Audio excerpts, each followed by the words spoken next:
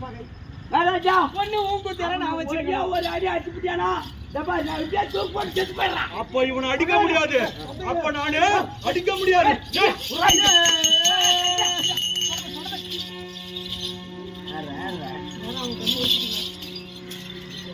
நான் என்ன சொல்றேன்னா நீ என்ன அடிக்கிறனா ராஜா ஊங்கு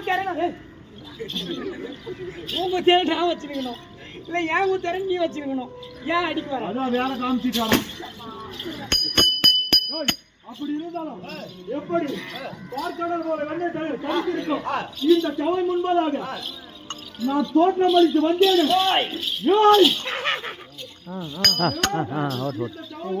தோற்றம் அளித்து வந்தேன்.